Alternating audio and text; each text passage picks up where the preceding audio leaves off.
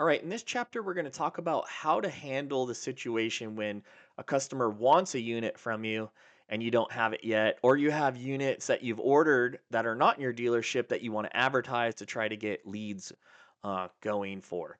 So that's what this chapter is going to be about. There's two ways you can do this in DX1. There's some pros and cons to each.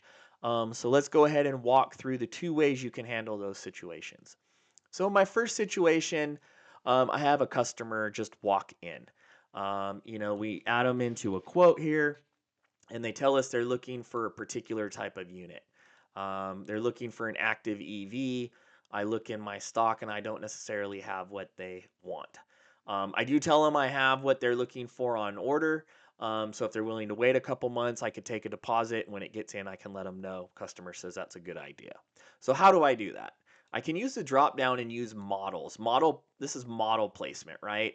I can go in, I can search, and I can say, I have the two seaters, only have charcoal, but they're looking for the white one. I can highlight the white one, hit add selected. It adds to the invoice, and I can come over here and I can take a deposit. Hey, give me a small deposit. I'll apply that. We can sign some paperwork if we want, give them a receipt. I can create a quote. And actually, I know that my customer is going to get this. So in my case, I might just convert it to a deal so it's not just sitting in my quote list. And I'll tell the customer, I'll let you know when it comes in, and then you can pay the balance, and we'll go from there. All right, so that's what we're going to simulate here now. Is again, you can see we've added this unit, but it has no VIN, it has no stock number. There's nothing I can do to sell it. So what's going to happen is a couple months are going to go by, and we're going to see that we can go ahead and we can add in this unit, the one that the customer was waiting on. We find it here. It's our Pulse two-seater white. We can add the selected. We're going to go through the process of adding in our PO, our invoice numbers. We'll select our vendor, add in our VIN, engine number, give our unit a cost here. We'll say 8,000, and we'll give it a DSP 10,000, and we can go ahead and hit save. So now we have the unit that we promised the customer in our inventory. We're going to call the customer, let them know, hey, your unit showed up. We're servicing it right now. If you'd like to come in this afternoon, we can go ahead and get your paperwork done, get your money, get you out enjoying that product. So what I'm going to do now in preparation for the customer show up is I'm going to swap out the model placement for the actual unit in inventory. Now, I did tell you there was a little bit of a downside to using this process. The major downside is you cannot add service to a quote. So if a customer was coming in here and they're like, yeah, I want that white Pulse 2, and I want to put a roof, and I want to put a stereo, and I want you guys all to install it, you won't really be able to attach any of those invoices. You're going to have to come over here and just kind of estimate what it would be. Maybe that'll cost you $2,000. And then what's going to happen is when this unit gets received and I add it, I'm going to have to take that off and then request the parts and service. Most our dealers don't really like this process because, again, they can't do the service and do some of those other aspects. If it's just your standard deal where there's no service or parts being asked to put in the quote up front, you could use it this way. And then when that customer shows up, I'm getting ready to do their paperwork. I can look for my unit that's in inventory. I can see my white one here, which is what they wanted. I can hit add selected. And then what it's going to do is now put the actual unit into the deal.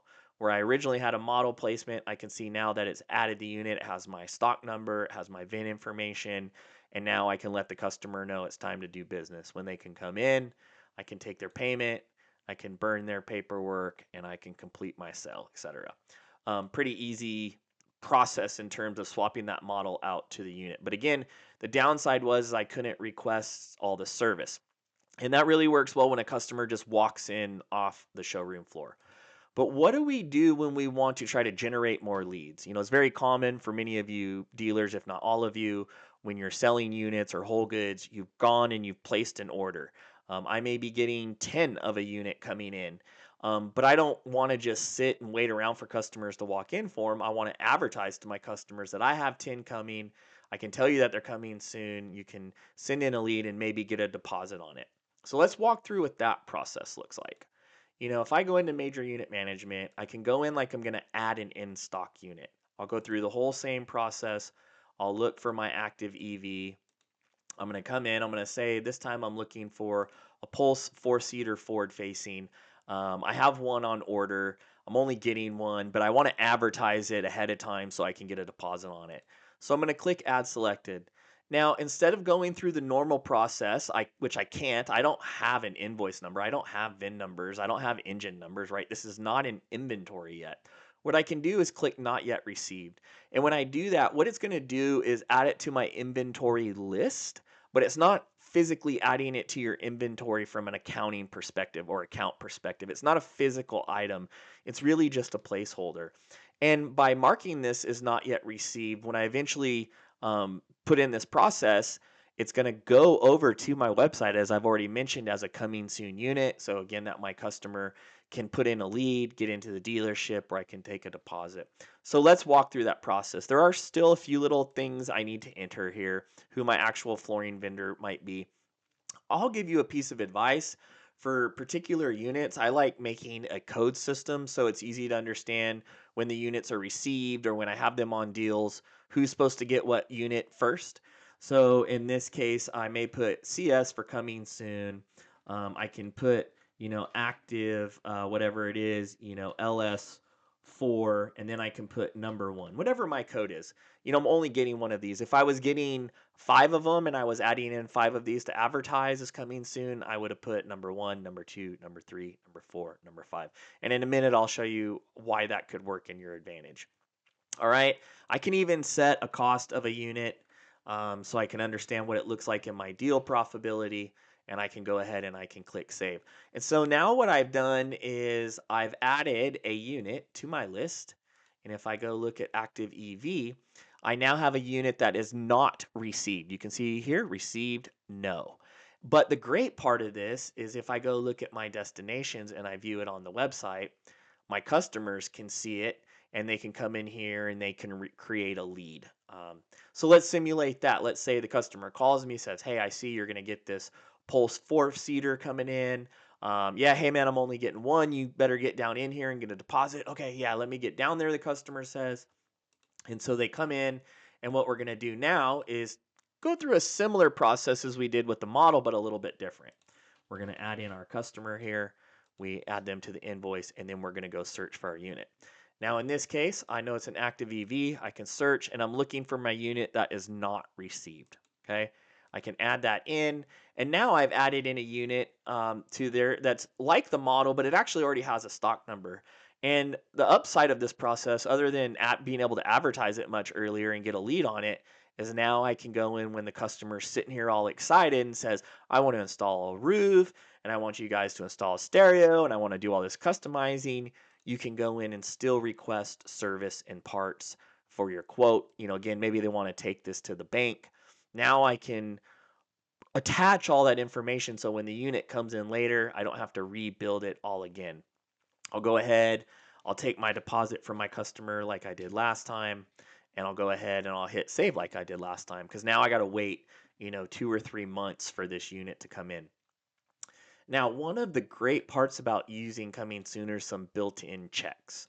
It's not uncommon that when a unit comes in, that somebody else may be receiving it in a business office and putting it in the system that really doesn't have a connection with the sales office. So how would the person know if it's not the same person selling that when this unit comes in, we have it set for a customer? So what's going to happen is, let's say I'm the person in the office and I'm a little, disconnected from the process. I can go down here and search. I got my invoice. I got my MSO. I'm going to say, hey, I need to add it to inventory. And as you can see, what's going to happen here is it's going to say, well, wait. You actually already have this one in your system waiting for this to arrive, right? And I can decide if I want to receive against that, or maybe I just want to receive an additional unit.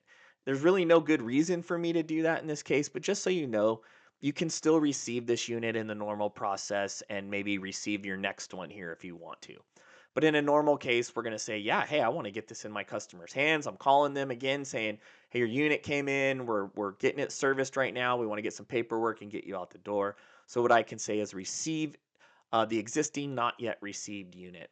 And what that's going to do is bring me to the screen where I can hit receive now. and I can enter in the information that I was missing. So I can plug in a VIN number or a HIN. I can put my PO number if I have one, an invoice, an engine number. I can update my costs if I need to, something like that. And the biggest part is if I'm paying attention, I can see down here on the bottom that not only am I receiving this unit to a unit that's coming soon or waiting for it, but I have a deal. So if I'm the person up in the office or I'm a little disjointed from the sales department, I should be able to look at this right now. Or if I am the sales department receiving it going, hey, that's that unit we have a deposit for with a customer who's waiting for it. And I can go ahead and hit save. And again, now that I've done that, my unit's in stock. And when I go and I update my deal, no longer do I have to swap out my unit like I did with my model placement. I don't have to go through this whole process of switching the unit because it's in stock. And since it was coming soon, when you received it, it automatically updated the rest of the information. I can go in, I can take my remaining payment, and I can complete my sale. So I recommend if you have the time, in either one of these situations, the best way is to use a coming soon unit. Again, because what it'll allow you to do is have more functionality when you're building the quote, and it add in some checkpoints to make sure when months go by or weeks or that's when somebody's receiving that, there's also a communication tool within the system to say, hey, somebody's waiting for this unit. Again, this is one of our top used features in DX1. We won a Nifty 50 for it a few years ago when we brought it out. So hopefully you'll see the upsides of that tool and it can help you better drive sales for units that you're waiting to get into your dealership.